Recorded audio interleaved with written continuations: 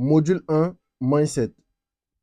Dans ce module, nous allons apprendre à définir un objectif SMART, clarifier son pourquoi, voir c'est quoi l'identité mentale et les croyances, aussi le concept Be Do Have, on verra les moyens sûrs d'échouer, l'attitude du succès, la productivité, et tout à la fin, on aura un passage à l'action. Définir un objectif SMART. Avant toute chose, il faudra d'abord définir l'objectif que tu souhaites atteindre grâce à cette formation. C'est un peu comme si tu montes dans un véhicule, le chauffeur te demande où est-ce qu'on va et puis tu ne sais pas. Tu dis, ah monsieur, je ne sais pas. Finalement, vous allez arriver à une destination qui n'était pas vraiment ce que tu voulais. On est d'accord. Voici pourquoi c'est important de fixer en fait un objectif pour savoir où tu vas. Et lorsque tu vas arriver justement à cette destination, tu sauras que tu y es arrivé. Et cet objectif-là ne doit pas être juste un souhait, mais plutôt un objectif SMART, S-M-A-R-T, c'est-à-dire spécifique, mesurable, atteignable, réaliste, temporellement défini. Je prends un exemple. Mon objectif est de générer un chiffre d'affaires de 1 million de francs CFA grâce à mon business e-commerce d'ici les 30 prochains jours. Dans cet objectif-là, on peut voir tout dedans. On peut voir que c'est temporellement défini, on peut voir que c'est spécifique, on peut voir que c'est mesurable, on peut voir que c'est tout à fait atteignable. Maintenant, le côté réaliste, ça dépend de chacun. Je prends un exemple. Tu ne peux pas te lancer pour une première fois dans le e-commerce et puis dire je vais générer 10 millions de chiffre d'affaires en un mois. C'est pas possible. C'est même pas réaliste en fait. Pourtant, si tu dis je vais réaliser 100 000 francs de chiffre d'affaires, là, ça devient possible. Je vais réaliser 10 ventes. Je vais livrer 10 clients. Donc là, ça devient beaucoup plus réaliste. Donc, en fonction de ta situation, si tu débutes, tu peux te fixer l'objectif de générer un chiffre d'affaires de 100 000 francs. Lorsque tu atteins l'objectif, après, tu vas te fixer encore un autre objectif. Tu vas dire, OK, cette fois-ci, je veux fixer un chiffre d'affaires de 200 000 francs sur les 30 prochains jours. Et puis, au fur et à mesure, tu vas être en train de te fixer des objectifs et puis monter palier par palier. Clarifier son pourquoi. Tu as intégré cette formation, c'est dans le but de transformer ta vie. C'est dans le but de concrétiser tes ambitions et atteindre le succès. Néanmoins, cela ne sera pas simple. Tu devras être prêt à faire face à tes obstacles et par moments, l'envie d'abandonner pourrait te passer par la tête. Je t'assure que ce que je suis en train de te dire, c'est la vérité. Donc, si le module Mindset, tu ne le suis pas à la lettre, non seulement tu ne le suis pas, mais tu ne l'appliques pas, en fait, tu as déjà échoué d'avance. Parce que c'est vraiment ça qui fait la différence entre ceux qui réussissent et ceux qui abandonnent en cours de route. Et en fait, c'est très important pour toi d'avoir ton pourquoi clarifié dans ton esprit parce que ça va te servir comme une boussole. Ça va te permettre de rester orienté vers tes objectifs, même lorsque les temps sont durs, afin de continuer à avancer dans la bonne direction. Et cette boussole qui va te permettre de t'orienter vers tes objectifs, va te permettre de t'orienter dans la bonne direction, de t'orienter vers l'objectif SMART que toi-même tu as défini. Cette boussole-là, c'est ton pourquoi. Pourquoi c'est important pour toi de générer 1 million de francs CFA de chiffre d'affaires grâce à ta boutique en ligne d'ici les 30 prochains jours? Si tu réalises ça, qu'est-ce qui va changer dans ta vie? Pourquoi est-ce que tu veux gagner beaucoup plus d'argent que tu n'en gagnes déjà? Il faudrait que tu parviennes à clarifier ce qui te motive à donner le meilleur de toi-même pour réaliser ton objectif. Il faudrait que ton pourquoi puisse susciter tes émotions, car c'est ce qui t'aidera à passer à l'action lorsque tu seras sujet à la procrastination ou qui te donnera le courage de persévérer lorsque tu voudras abandonner. Donc, lorsqu'il y aura des obstacles, lorsque tu voudras abandonner, dès que tu vas te rappeler de ton pourquoi net, ça va te donner de la motivation en fait. Identité mentale et croyance. Vas-y, ferme tes yeux pendant 10 secondes. Ferme tes yeux puis écoute-moi. Visualise la version de toi qui a réussi à réaliser son pourquoi. Ouvre les yeux et respire un bon coup car j'ai une mauvaise nouvelle à t'annoncer. Tu n'atteindras jamais cette vision de toi car si tu pouvais le faire, tu l'aurais déjà fait. Ton identité actuelle est incompatible avec le succès que tu désires. Tu es victime d'une malédiction, l'effet de Pygmalion. Imaginons un professeur qui pense qu'un de ses élèves est très intelligent, même s'il n'a pas encore montré de résultats exceptionnels. C'est-à-dire que il a vu l'élève pour la première, c'est-à-dire la première classe, c'est-à-dire dans l'année scolaire, la première classe, la première salle de classe, quand vous êtes vu pour la première fois, tu as découvert tes nouveaux amis de classe là. C'est là le professeur, il aperçoit l'élève. Il voit que l'élève, il est bien habillé, il est bien coiffé, il est correctement vêtu et tout. Donc, automatiquement, le professeur se dit, ah, lui là, ça doit être quelqu'un de très intelligent, hein, surtout que l'élève porte même des lunettes. Ici, vraiment, tu fais comprendre le, l'effet Pygmalion. Et donc, le professeur se dit que l'élève, il est intelligent. Donc, le professeur va traiter cet élève avec beaucoup plus d'attention. Il va lui donner des encouragements supplémentaires et il va avoir des attentes élevées à son égard. En conséquence, qu'est-ce qui va se passer? L'élève va se sentir valorisé. Il va travailler dur pour justement mériter l'attention que le professeur lui accorde et il va finir par obtenir de très bonnes notes. Et c'est ce qui est expliqué ici. Nos actions envers les autres, donc il était bien habillé, bien vêtu, voilà, ont un effet sur les croyances des autres sur nous. Automatiquement, le professeur se dit, ah, lui là, c'est un gars, il est intelligent. Et la croyance justement du professeur là génère des actions du professeur envers l'élève. Et donc, il encourage, euh, il accorde beaucoup d'attention. Et donc, cela renforce la croyance que l'élève a sur lui-même. L'élève se dit, ah, il est quelqu'un de spécial, il est quelqu'un d'extraordinaire. Et comme le professeur a l'habitude de lui dire en classe, tu es très intelligent, bravo, il a des encouragements de la part du professeur, automatiquement, lui aussi se croit intelligent. Et ce qui influence ses actions, il commence à agir comme quelqu'un d'intelligent. Et quand on lui, par exemple, faites vos devoirs. Tu vas voir que lui, quand il vient en classe, ses devoirs sont toujours faits. Alors que d'autres personnes n'ont peut-être pas fait leurs devoirs, on les met dehors, on les met hors de la classe. Et donc, ces actions qu'on va avoir l'effet sur le professeur de dire, ah, il est vraiment intelligent, il fait ses devoirs, il a toujours 10 sur 10. Et donc, c'est un cercle, en fait, infernal. En revanche, si le professeur pense qu'un autre élève est moins doué et ne réussira pas bien, il pourrait ne pas lui accorder autant d'attention ni d'encouragement. L'élève pourra alors perdre confiance en lui, ne pas travailler autant et finalement obtenir des résultats médiocres. Tout ceci contribue à créer notre identité mentale et c'est cette identité qui va diriger nos actions et habitudes. Pour atteindre un objectif que tu n'as jamais atteint, tu dois travailler sur ton identité mentale, sinon tu n'y parviendras jamais. Voyons cette image. On suppose que c'est toi ici et tu veux réaliser cet objectif-là de faire 1 million de chiffre d'affaires sur les 30 prochains jours, alors que tu n'as jamais fait même 50 000 de chiffre d'affaires. Donc, je suppose que c'est ça. Les 1 million de chiffre d'affaires qui sont là, et toi, te voici. N'ayant jamais fait même 50 000 francs de chiffre d'affaires. En fait, dans le contexte, par exemple, du sport, on va faire justement, on va faire un exemple pour pouvoir voir ça de façon plus concrète. Si tu es maigre, comme ici, et que tu essaies de soulever 60 kilos à la salle de gym, tu ne vas jamais parvenir à soulever les 60 kilos à la salle de gym. C'est impossible. Pour être capable de soulever la charge de 60 kg, tu vas devoir travailler sur toi, aller régulièrement à la salle, devenir musclé progressivement. Et ce n'est que grâce à cette croissance personnelle que tu pourras finalement soulever les 60 kg. Donc, tu t'es comme ça, tu t'es entraîné, tu es allé à la salle de sport, et puis finalement, tu as progressivement pris du muscle et enfin, tu as pu soulever les 60 kilos. Mais tu n'as pas soulevé un coup, ça a pris du temps. Et pendant ce temps-là, tu as grandi en tant que personne, tu as eu une croissance personnelle qui t'a permis justement de soulever les 60 kilos. Jim Rohn a dit, c'est un entrepreneur, Jim Rohn, c'est un entrepreneur américain.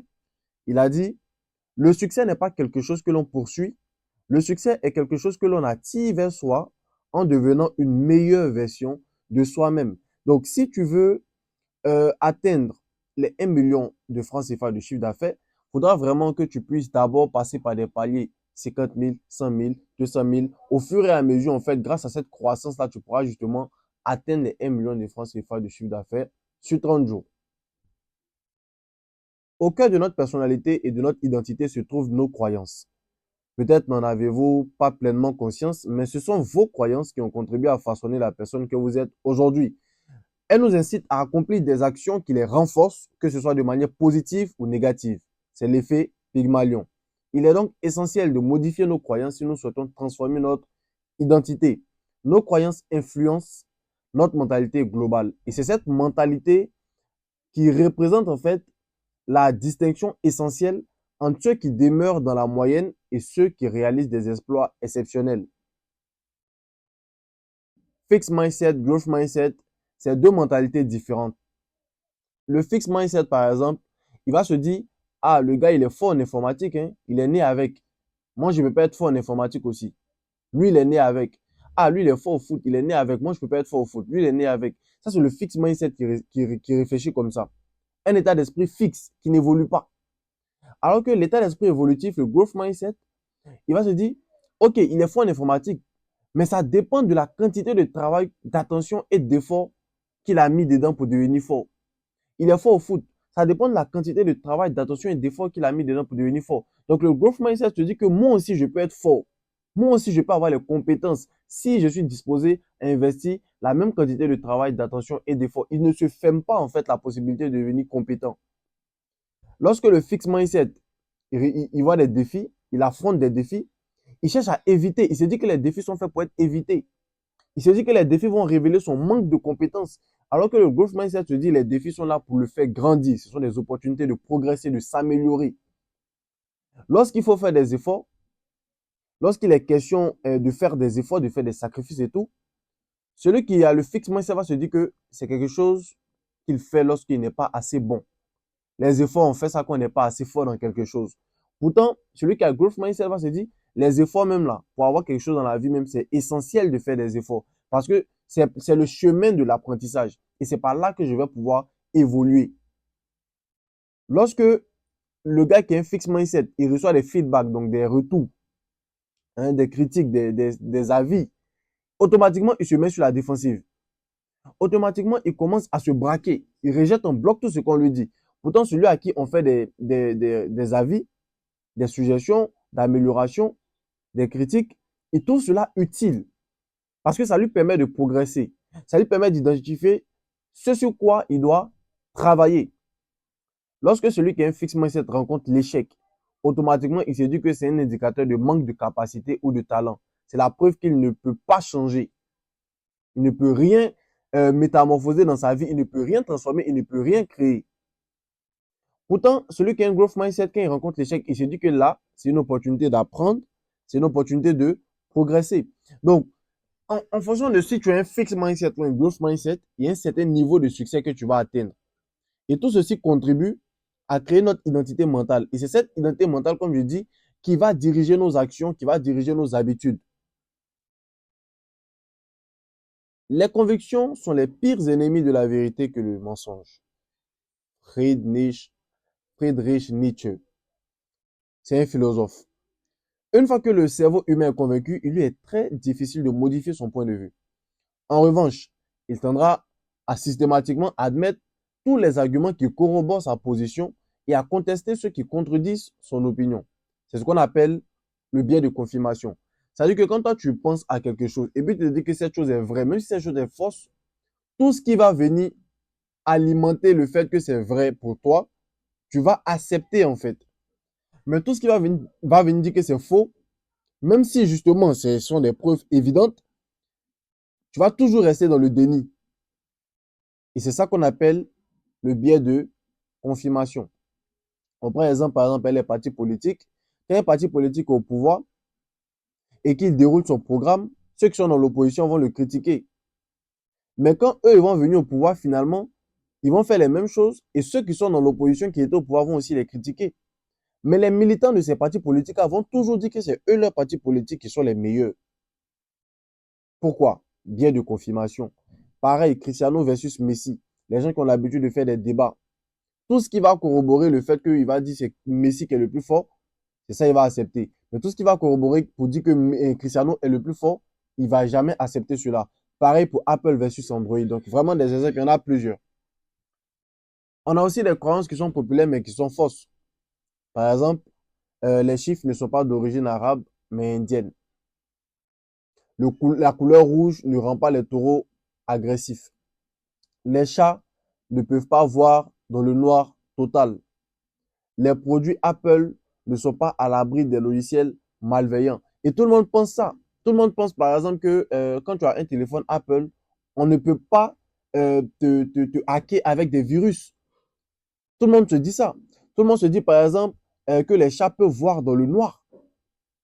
Tout le monde se dit, par exemple, que quand le taureau voit en même temps la couleur rouge, automatiquement, ça le rend agressif. Donc, vraiment, c'est des exemples concrets pour te montrer qu'il y a plein de croyances, en fait, qu'on nous a inculquées, qui ne sont pas vraies. Il faut comprendre que certaines convictions sont à la base des plus grosses tragédies de l'histoire de l'humanité, et c'est le cas de l'esclavage. Parce qu'au moment de l'esclavage, les gens croyaient que les Noirs étaient des sous-hommes. Et c'était leur conviction que le blanc était le maître du noir et que le blanc devait apporter la civilisation, l'éducation au noir. Et c'était une croyance. Voici pourquoi les gens ont agi comme ça. Parce qu'ils étaient convaincus. Mais est-ce que ces convictions-là étaient vraies? Ces convictions étaient fausses. De nos jours, il est évident que plusieurs croyances sont désormais dépourvues de fondement. Et aujourd'hui, l'humanité a sûrement des convictions qui se révéleront absurdes quelques années plus tard. Et vous aussi, vous avez sûrement des convictions qui se sont révélées absurdes par la suite. Et il faut comprendre que si tu t'es trompé par le passé, il est fort probable que tu sois encore en train de te tromper maintenant. Nombreuses sont les croyances et convictions qui ont influencé tes actions, tes choix et qui t'ont conduit à la situation actuelle de ta vie. Les convictions positives comme je suis intelligent, je suis belle, je suis un sportif, ou des convictions négatives comme je dois finir mes études, travailler en entreprise avant de créer ma propre entreprise plus tard, ou bien je ne suis pas un entrepreneur né, je ne suis pas un génie, ou je n'ai pas une idée révolutionnaire pour justement faire décoller mon business. Donc vraiment, on a beaucoup de convictions comme ça. Et vraiment, j'encourage tout le monde à se familiariser avec ces croyances limitantes et puis à les remettre en question. Vraiment à les remettre en question. Et pour ça, tu dois faire preuve d'ouverture d'esprit. Le plus important, c'est de te défaire de tes croyances limitantes. Voyons quelques croyances limitantes des personnes qui souhaitent intégrer la formation, par exemple. Je suis incapable de créer un site internet, une boutique en ligne, alors que ça, même ma grand-mère peut le faire avec Shopify. Il y a d'autres qui vont te dire, les business en ligne ne sont pas trop mon truc. Mais écoute, les business qui font le plus d'argent aujourd'hui, c'est les business internet. Voici pourquoi on parle des GAFAM, Google, Amazon, Microsoft, Facebook, Apple. Apple et Microsoft à la fin. Je sais pas si on voit. Donc, dis que le business en ligne, c'est pas trop mon truc. Et moi, les trucs d'internet, là, je ne m'intéresse pas trop. C'est des croyances limitantes. Parce que le business en ligne, c'est vraiment notre époque, en fait. Ou bien d'autres qui vont dire, je dois être fort en informatique pour réussir. Même sans compétences techniques, on peut tout à fait réussir. D'autres vont dire, par exemple, la richesse n'est pas faite pour moi, pour ma famille, pour mon ethnie. Et il y a des gens qui pensent comme ça, hein. Il y a des gens qui ont ces croyances limitantes. De se dire que la richesse n'est pas faite pour eux. Eux, dans leur vie, ils ne sont pas venus pour être riches dans leur famille. Ils sont pas, il n'y a pas la richesse dans leur famille. Eux, ils sont condamnés à la pauvreté. Il y a des gens qui vont te dire, par exemple, c'est impossible de gagner, par exemple, 2 millions par mois grâce au e-commerce. Parce que lui, il est habitué à gagner 50 000 francs par mois. Lui, il a ses croyances limitantes. Il ne peut pas imaginer qu'on puisse faire fois 10 carrément, fois 20 de ce que lui, il gagne par mois. On ne peut pas le faire grâce au e-commerce. Pourtant, il n'a jamais fait du e-commerce. Donc, il a ses croyances limitantes, en fait, jusqu'à ce qu'il fasse, justement, les 2 millions par mois pour se rendre compte que c'était des croyances limitantes qui le bloquaient. Comment supprimer définitivement ces croyances limitantes? Il faut utiliser l'effet Pygmalion à son avantage. C'est clair. Ça veut dire qu'à partir de maintenant, il faut agir comme le genre de personne qui croit qu'il peut gagner 2 millions par mois grâce au e-commerce. Et ça aura justement le même effet. Donc, les croyances des autres sur toi aussi vont changer, les actions des autres sur toi vont changer. Ensuite, tes croyances toi-même vont changer et au fur et à mesure. Il faut faire aussi de l'autosuggestion. Donc, l'autosuggestion, c'est quand je me répète, je suis millionnaire grâce au e-commerce. Je suis millionnaire grâce au e-commerce. Je suis millionnaire grâce au e-commerce. À force de te répéter ça, il y a plein de mensonges même dans l'humanité qui ont tellement été répétés que finalement, c'est devenu, on a considéré ça comme des vérités. Donc, à force de te répéter toi-même, ton subconscient va commencer à croire que effectivement tu es millionnaire grâce au e-commerce et tu vas commencer à agir comme un millionnaire grâce au e-commerce. C'est-à-dire que tu vas commencer à lancer tes publicités, tu vas commencer à travailler sur ton business. Voilà. Et aussi, il faut passer massivement à l'action parce que les actions vont produire des résultats qui viendront influencer à nouveau tes croyance. Donc, je dis par exemple que je suis millionnaire grâce au e-commerce, je travaille justement et je reçois justement des commandes, je livre mes clients. Automatiquement, ces actions-là vont apporter des résultats et des résultats-là vont venir confirmer ma croyance. Aussi, il faut s'entourer de personnes à succès dans ce domaine. Aussi, c'est très important. Donc, en fonction des croyances limitantes que tu veux briser, il faut t'entourer de personnes qui n'ont pas ces croyances limitantes-là, en fait. Et c'est le cas de la communauté e-com 360 Africa que tu pourras rejoindre justement grâce au Discord. Donc là, maintenant, on va parler du concept Be, Do, Have. Donc, Be, Do, Have, c'est un concept très, très, très important à comprendre. Être, donc la personne qu'il faut, et faire justement ce qu'il faut, sont des conditions préalables pour avoir ce que vous souhaitez. Le be, c'est pour être. Le do, c'est pour faire. Et puis le have, c'est pour avoir. C'est en anglais. Donc, be. Maintenant, visualise la version de toi de un an, possédant ce que tu souhaites avoir. Visualise maintenant. Et ensuite, do. Agis comme cette personne agirait pour obtenir ce que tu souhaites avoir. Et ensuite, have. Profite de tes accomplissements après tes nombreux efforts et sacrifices. Le concept be, do, have est essentiel à comprendre pour réaliser n'importe quel objectif. Ce n'est pas que dans le domaine du e-commerce. Supposons que tu souhaites devenir un entrepreneur à succès dans le domaine du e-commerce. Le be, c'est que tu te visualises dans un an en tant qu'entrepreneur à succès. Tu t'imagines avec une boutique en ligne florissante. Tu génères des commandes chaque jour et tu as des clients satisfaits qui reviennent régulièrement acheter sur ta boutique. Tu es une personne confiante, disciplinée et dotée d'un esprit stratégique. Ça, c'est le be. Le do. Tu agis comme cet entrepreneur dès aujourd'hui. Tu commences par acquérir des compétences en gestion de boutique en ligne, en marketing digital, en service client. Tu suis des formations, tu lis des livres, tu t'entoures de personnes qui ont des objectifs similaires. Tu mets en place une routine quotidienne qui inclut du temps pour apprendre, planifier et exécuter des actions concrètes pour développer ton business. On est sur have, après avoir suivi ce processus avec persévérance et détermination, tu commences à voir les résultats de tes efforts. Ton entreprise en ligne, ton business e-commerce commence à générer des revenus. Tes compétences se sont affinées au fil du temps et tu es reconnu comme un entrepreneur à succès. Tu profites maintenant des fruits de tes efforts et sacrifices. Mais tout est parti du be. De qui est-ce que tu souhaites devenir? Et ensuite, la personne que tu souhaites devenir, quelles sont ses habitudes? Quelles sont ses actions? Quelles sont ses croyances? Tu as mis ces actions-là en place et finalement, tu as obtenu des résultats. Donc, pour avoir justement les 1 million de chiffre d'affaires sur 30 jours là, tu dois d'abord être le genre de personne capable d'obtenir ce genre de résultats. C'est comme ça que ça fonctionne. Et tant que tu ne deviendras pas le genre de personne, tant que tu ne poseras pas les actions, les habitudes qu'il faut avoir pour justement être ce genre de personne, tu n'auras jamais les résultats de ce genre de personne. Et c'est le temps qui va te façonner en fait pour que tu deviennes le genre de personne qui atteint l'objectif que tu souhaites atteindre. Moyen sûr d'échouer. Pour être sûr d'échouer, il faut faire ceci. Abandonner. Oui, ça c'est le moyen vraiment le plus facile. Ne pas suivre complètement la formation. Donc commencer la formation et puis finalement tu arrêtes. Ou bien suivre la formation mais jamais se lancer. Donc tu as suivi la formation, tu as trouvé ça bien mais finalement tu ne te lances jamais. Tu observes les gens. Crois que tu maîtrises tout et puis agis selon toi-même ta propre méthode. Bon, la formation est là. La formation t'explique un truc. Applique simplement ce que la formation te dit, mais toi, tu appliques autre chose. Tu ne vas pas réussir. Adopter le rôle de la victime et attribuer la responsabilité à tout, sauf à vous-même. C'est-à-dire que quand tu as un échec temporaire, parce que l'échec, c'est l'abandon. L'échec temporaire, c'est juste pour te dire, ah, il y a tel truc qui ne marche pas bien, optimise pour que justement tu puisses connaître le succès. Tu vois? Mais toi, quand tu as un petit échec, mais quelque chose t'arrive, automatiquement, toi, tu n'as jamais rien fait. Toi, tu n'es responsable de rien. C'est les autres le problème. Tu ne vas jamais réussir. Ou bien remettre ses actions à plus tard et puis rester dans l'inaction. C'est-à-dire que toi, à chaque fois, tu dis que tu vas faire quelque chose, à chaque fois, tu dis que tu vas lancer ta boutique, mais tu remets toujours à plus tard, tu remets à plus tard, tu remets à plus tard et finalement, tu ne te lances jamais, tu restes dans l'inaction. Ça, c'est sûr que tu vas échouer.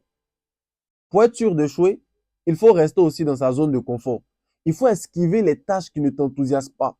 Parce que oui, souvent, il y a des tâches, on a envie de faire parce que c'est chic, on aime faire ça. Mais il y a des tâches, par contre, c'est lassant, en fait. Il y a des tâches, c'est pas cool de le faire, en fait. Ça fatigue. Et donc, si tu sélectionnes ce que tu dois faire et ce que tu ne dois pas faire, tu vas pas réussir. Tu dois faire aussi les tâches que tu n'aimes pas faire. Aussi, ne pas faire preuve de débrouillardise et compter sur les autres pour résoudre tes problèmes à ta place. Ça aussi, ça va te faire échouer. Parce que les autres ne sont pas responsables de ton succès. Le seul responsable de ton succès, c'est toi. Donc, si tu ne veux pas faire preuve de débrouillardise pour te débrouiller toi-même, pour résoudre tes problèmes, personne ne va le faire à ta place et tu vas échouer. Aussi, répéter continuellement les mêmes actions sans se remettre en question. Tu essaies des stratégies, ça ne marche pas, mais tu recommences toujours les mêmes stratégies. C'est normal que tu échoues. Attitude du succès. Pour atteindre le succès, vous devez mériter le succès. Le monde n'est pas encore un endroit assez fou pour récompenser un tas de personnes qui ne le méritent pas. Charlie Munger. Charlie Munger, c'est un entrepreneur américain. Il faut changer son état d'esprit. Il faut commencer par accepter le fait que tu dois changer ta façon de voir les choses. C'est vraiment crucial. C'est ce qui fait la différence entre ceux qui réussissent et puis ceux qui n'y arrivent pas. Le module mindset est important pour tout le monde. Que tu sois tout nouveau dans le business de l'e-commerce ou bien que tu aies déjà de l'expérience. Et aussi, il faut suivre attentivement et mettre en pratique ces principes avec la même dévotion que l'on accorde à une parole d'évangile. Confiance en soi. C'est une attitude de succès, la confiance en soi. Il est important de s'encourager à croire en toi-même, à te convaincre que c'est tout à fait réalisable. L'objectif que tu as fixé là, c'est tout à fait réalisable. Toi-même, tu dois te convaincre. Toi-même, tu dois t'encourager. Tu dois croire en toi. Et pour cela, tu peux t'inspirer des résultats des autres membres de la formation. Si eux, ils l'ont fait, pourquoi toi, tu ne peux pas le faire? Tu dois aussi abandonner tes croyances limitantes. Ça, c'est très important, c'est même crucial. Il faut comprendre que le chemin ne sera pas sans difficulté. Mais avec de la persévérance, avec de la discipline, c'est sûr que tu vas parvenir au succès. Ça, déjà, tu dois te mettre en tête. Et tu dois avoir vraiment, vraiment, vraiment, vraiment confiance en toi. Et imagine un peu à quel point tu vas travailler si tu es convaincu que tu ne connaîtras pas d'échec. Si, genre, tu es sûr que quand tu vas lancer ton business e-commerce, ça va marcher. Imagine comment tu vas te mettre au travail. Et mets-toi justement dans la peau de cette personne. Suivre à la lettre, c'est une attitude de succès.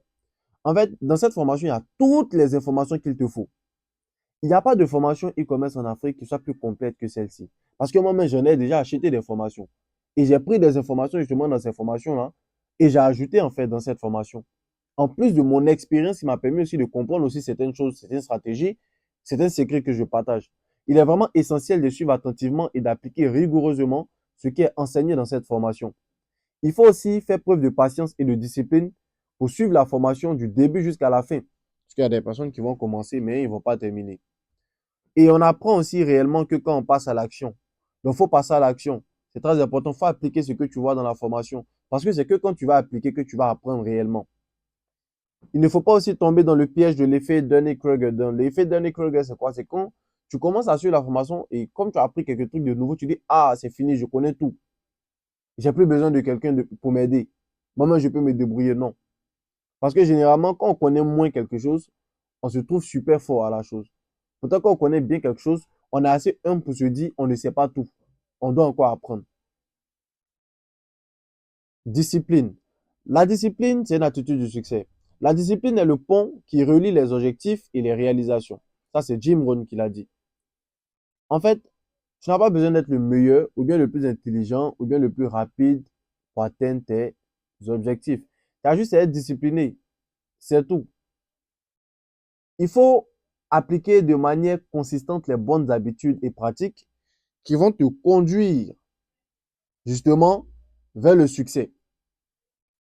Il faut aussi que tu puisses repousser la gratification instantanée et opter pour la gratification délayée. Qu'est-ce que ça veut dire?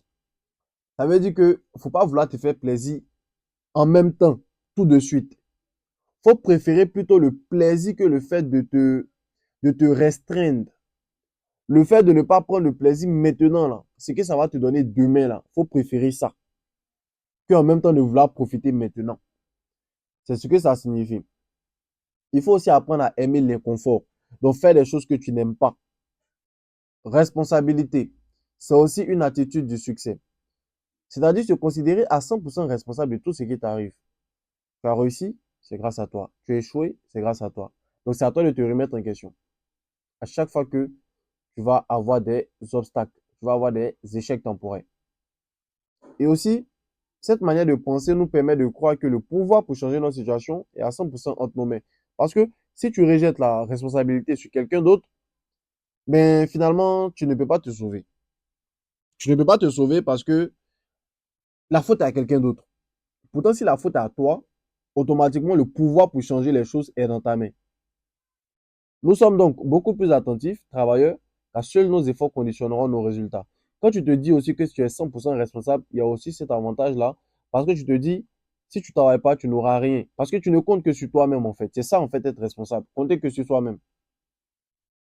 La débrouillardise, c'est aussi une attitude de succès. Tu dois développer la capacité de prendre des initiatives de toi-même afin de solutionner tes problématiques au lieu d'avoir comme premier réflexe le fait de solliciter de l'aide. L'audace est une attitude de succès. Dans un monde qui change assez vite, le plus gros risque serait d'en prendre aucun. Pour avoir ce que tout le monde n'a pas, tu dois être prêt à faire des choses que tout le monde ne fait pas. Ça, c'est quelque chose de logique. Et notre cerveau, il est conçu pour nous protéger du danger. C'est la raison pour laquelle nous avons naturellement du mal à prendre des risques. Parce que la peur de l'inconnu fait que notre cerveau se dit qu'il y a un danger, non, n'y va pas. Cependant, le succès ne sourit pas aux peureux, mais aux audacieux. Donc, l'audace, c'est une qualité que tu dois développer pour atteindre le succès dans n'importe quel domaine, pas que dans l'e-commerce. Si tu n'es pas quelqu'un d'audacieux dans la vie, tu ne vas jamais réussir. La résilience, ça aussi, c'est une attitude de succès. La résilience, c'est l'aptitude d'une personne à savoir surmonter des événements désagréables ou traumatisants en vue de retrouver son équilibre et de pouvoir reprendre positivement le cours de sa vie. Donc, peu importe ce qui t'arrive comme événement, même si ça te plaît pas, même si ça te traumatise, tu trouves toujours le moyen de te relever, en fait. C'est ça la résilience. Une personne résiliente est en mesure d'affronter les événements difficiles qui se présentent sans s'effondrer. Donc, peu importe ce qui va venir dans ta vie comme événement chaotique ou bien événement déstabilisant, tu vas toujours trouver le moyen de te relever parce que quelqu'un qui est résilient sait analyser les choses, il sait prendre du recul. Et cette capacité-là fait qu'il peut parvenir justement à faire face à des situations difficiles. Être résilient, c'est savoir accepter ce qui se passe, puis se donner les moyens de rebondir. Oui, j'ai échoué. Oui, j'ai mal fait. Mais comment est-ce que je peux refaire les choses de la meilleure des manières? C'est ça, en fait, être résilient. La résilience, c'est pas quelque chose d'inné, ça s'acquiert par l'effort et par l'expérience. Pour développer cette qualité précieuse, il est important de bien se connaître, de gérer son stress et de tenir compte de ses capacités comme de ses affects tout en ayant envie de continuer de progresser. Donc, tu dois connaître en fait tes capacités, tes faiblesses et tout, voilà. Et avoir envie de continuer à progresser. C'est-à-dire que quand la vie te frappe 8 fois, toi, tu te relèves 9 fois. C'est ça la résilience. Productivité. Pour atteindre tes objectifs, tu dois travailler, tu dois sortir de ta zone de confort, tu dois prendre des risques, tu dois faire des choses que tu n'as jamais fait. Dans ce processus, tu seras obligé d'abandonner quelques distractions futiles pour te concentrer sur tes projets pleinement. Mais ce ne sera pas facile de laisser ces distractions futiles. Parce que ces distractions futiles-là font partie de tes habitudes, font partie de toi. Et elles ne voudront pas te laisser partir comme ça. À chaque fois que tu vas vouloir travailler, tu auras souvent envie d'aller scroller sur TikTok, Facebook, Instagram, Twitter. Tu auras envie d'aller finir la dernière série Netflix. Tu auras envie d'aller te distraire en fait. Comme si une force maléfique t'empêchait d'avancer. Dès que tu veux faire quelque chose pour ton projet, pour ton business e-commerce, automatiquement, il y a une distraction qui vient t'empêcher. Cette force maléfique peut être Satan pour les catholiques, pour les chrétiens et tout, peut-être le shaitan pour les musulmans, etc. Alors que en vérité, il s'agit de la dopamine. La dopamine est l'hormone du plaisir. C'est l'hormone qui est sécrétée lorsqu'on éprouve du plaisir. Donc, par exemple, lorsqu'on a du sexe, ce qui fait que c'est chic, ce qui fait que on se sent bien, c'est la dopamine. Quand, par exemple, on mange une nourriture calorique comme un hamburger, voilà, dans les fast-food, c'est le plaisir qu'on sécrète là. C'est la dopamine qu'on est en train de sécréter. C'est cette dopamine-là qui fait qu'on éprouve du plaisir. Lorsqu'on est en train de jouer aux jeux vidéo, lorsqu'on scrolle sur les réseaux sociaux, lorsqu'on est en train de faire des commérages, lorsqu'on boit de l'alcool, lorsqu'on prend de la drogue et tout. Le plaisir qu'on ressent, en fait, c'est la dopamine. C'est c'est- c'est justement cette hormone-là qui sécrète, justement, qui nous permet d'éprouver le plaisir, de sentir le plaisir. Le cerveau humain adore faire sécréter cette hormone. Et donc, vous poussera toujours à aller vers les activités qui vous procurent cette satisfaction instantanée. Et c'est là que l'addiction se crée. C'est vraiment là que l'addiction se crée. Parce que le cerveau veut à chaque fois, à chaque fois, à chaque fois sa dose de dopamine. Cependant, les activités qui nous feront atteindre nos objectifs sont plutôt des activités à gratification délayée, long terme, ce qui n'intéresse pas le cerveau. Ce qui explique constamment pourquoi il est tenté par les distractions. C'est-à-dire que même si on va éprouver un plaisir après la salle de sport, on sait très bien que aller à la salle de sport, sur le champ, tu ne vas pas avoir le plaisir, sur le champ, tu vas souffrir. On est d'accord? Sur le champ, tu vas souffrir, tu vas transpirer. Mais quand tu vas finir ta séance, que tu vas prendre ta douche, un coup, tu vas te sentir super bien dans ton corps. Tu vas éprouver un certain plaisir. Mais avant qu'il y ait ce plaisir-là, tu as souffert d'abord. Le cerveau, lui, n'aime pas ça. Lui, il aime quand directement, il ne souffre pas. Il aime quand il y a le plaisir instantané. Voici pourquoi on est constamment tenté par les distractions. Le vrai problème, la dopamine est une hormone bienfaisante à la base qui a aidé nos ancêtres, les hommes des cavernes, à survivre pendant plusieurs millénaires. Pendant plusieurs millénaires. Donc, par exemple, les hommes des cavernes, quand ils allaient à la chasse et puis ils ramenaient du gibier, c'était vraiment des récompenses.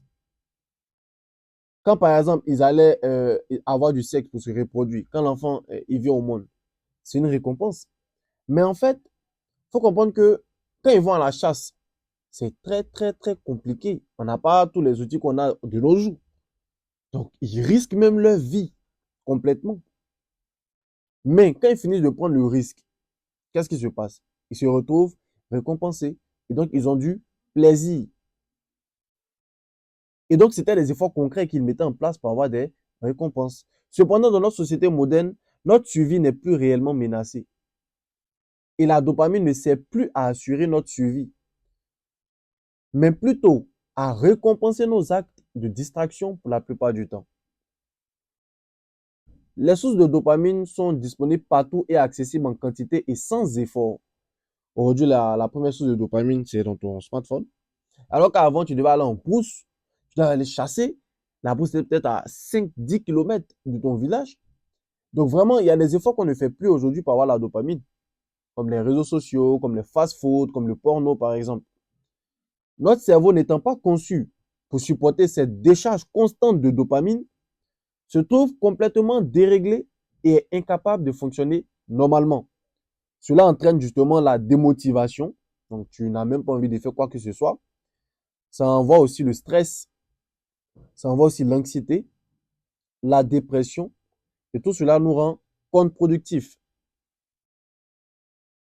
La solution, effectuer une détox de dopamine pour réinitialiser les niveaux de dopamine afin que notre cerveau puisse fonctionner désormais normalement.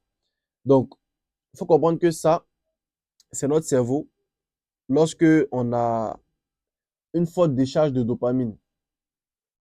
Ensuite, quand on va faire détox de dopamine, voici un peu à quoi notre cerveau va ressembler. On voit que le sang circule beaucoup plus facilement, nos idées sont beaucoup plus fluides.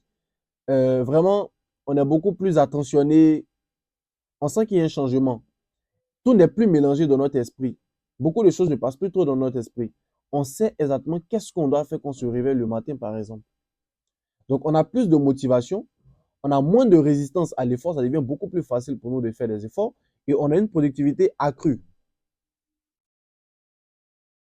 Comment faire? D'abord, il faut identifier et supprimer les déclencheurs. Donc, qu'est-ce qui te fait déclencher tes mauvaises habitudes? Qu'est-ce qui te fait déclencher la distraction? Identifie et puis supprime ces déclencheurs. Après, tu peux aussi limiter ton temps d'écran. Limiter le temps d'écran, ça se fait par exemple, si tu as un iPhone, tu vas dans les paramètres, tu verras temps d'écran. Après aussi, il y a le deep work que tu puisses faire pendant 2 heures chaque jour. Tu te donnes par exemple 2 heures chaque jour pour faire du deep work. Ça aussi, c'est très, très, très, très important. Et le deep work, c'est que tu travailles pendant un moment sans te faire distraire. Sans te faire distraire. Pendant 2 heures. Faire le deep work, franchement, ça va vraiment, vraiment, vraiment t'aider. Tu as 2 heures de deep work par jour, tu vas avancer sur tes projets. Aussi, tu peux parier une somme que tu n'es pas prêt à perdre. Tu peux parier avec un ami, par exemple. Voilà. Tu lui dis, par exemple, je veux réaliser tel objectif. Si je ne réalise pas tel objectif, je ne fais pas tel travail. Aujourd'hui, je ne me mets pas au travail sur ma boutique en ligne. Ben, je te donne 5 000, je te donne 10 000, je te donne 100 000. Garde cette somme si je reviens te dire que je ne l'ai pas fait. Si je ne te fais pas un retour d'ici telle date, telle heure, ça va te pousser forcément à le faire parce que tu ne veux pas perdre cet argent. Et ça doit être une somme que tu n'es pas prêt à perdre. La productivité, en fait, c'est le rapport entre le résultat obtenu et les ressources temps argent allouées. Elle implique donc le concept d'efficience et donc de priorisation. Du coup, toutes les tâches de ton business ne se valent pas. Il faut donc repérer les tâches qui pèsent réellement dans la balance et te concentrer sur elles. En bonus de la productivité, on va installer l'application Notion sur notre smartphone et notre ordinateur. En fait, Notion, c'est une plateforme collaborative créée dans le but de centraliser tout ton travail en un seul endroit pour t'éviter à naviguer sur plusieurs outils. Donc, c'est vraiment un outil que moi j'utilise pour m'organiser et je vais donner gratuitement dans la section bonus du Discord un template Notion qui va vraiment te permettre de t'organiser et te permettre d'être assez productif sur tes projets. Passage à l'action, module 1. À la fin du module 1, Mindset, tu dois absolument définir ton objectif SMART. Donc, quand tu finis ce module-là, tu finis de regarder toutes les vidéos, tu dois absolument définir ton objectif SMART avant de continuer. Tu dois rédiger ton pourquoi avant de continuer. Tu dois identifier qui tu dois être, ce que tu dois faire pour avoir ce que tu souhaites avant de continuer. Et tu dois installer l'application Notion. Il y a ça sur App Store, il y a ça sur Play Store. Et tu peux installer ça sur ton ordinateur. Et aussi configurer le template de productivité que je vais te donner dans la catégorie ressources de la communauté Discord.